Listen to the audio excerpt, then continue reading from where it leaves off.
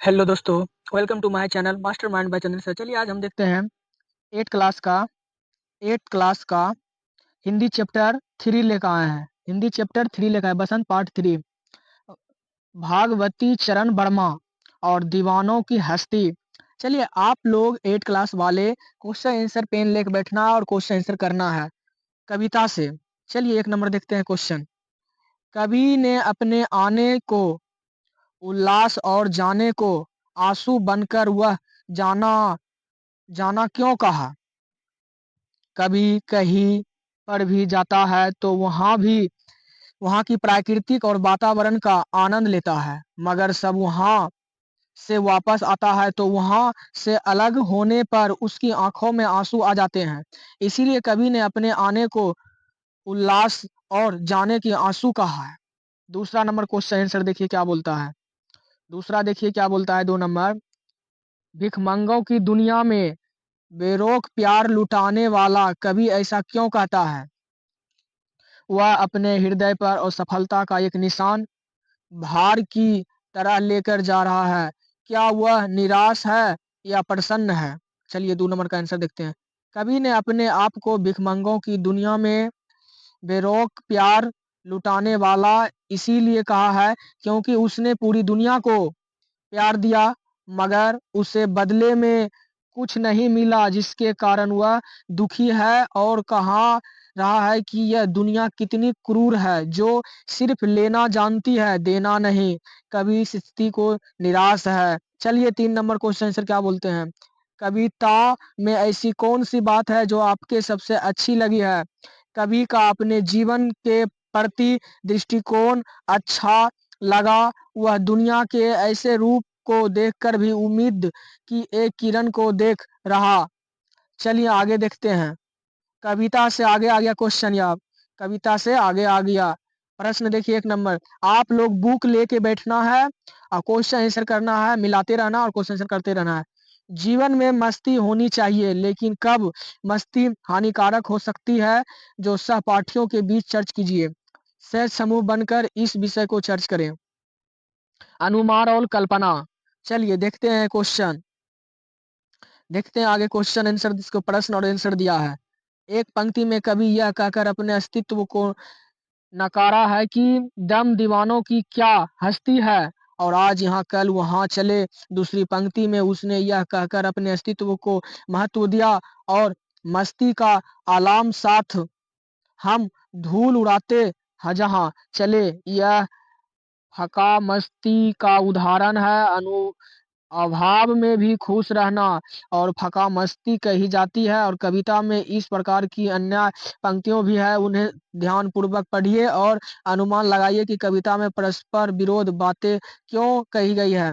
चलिए आंसर। कविता का शीर्षक दीवानों की हस्ती है कि दीवाना शब्द स्वयं में विरोधाभासी है और उसका व्यवहार स्वच्छ होता है और अपना कुछ खोया जाए या दूसरे का कुछ ले ले और उनके फर्क नहीं पड़ता। इसीलिए कविता में विरोधाभासी बातें की गई है। चलिए आगे देखते हैं।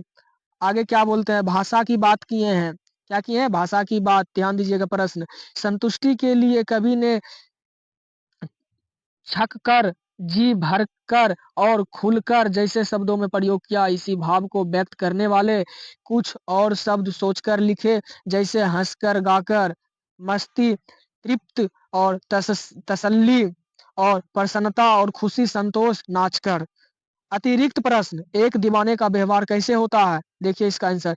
एक दीवाने का व्यवहार मस्ती भरा होता है, जिसको किसी की परवाह नहीं होती है और वह जो भी कार्य करता है उसका परिणाम क्या होगा वह कभी इसकी फिक्र नहीं करता है। चलिए 1 नंबर बता दिए। 2 नंबर देखिए अतिरिक्त प्रश्न का 2 नंबर देखिए, 1 नंबर बता दिए। 2 नंबर देखिए 2 नंबर का प्रश्न।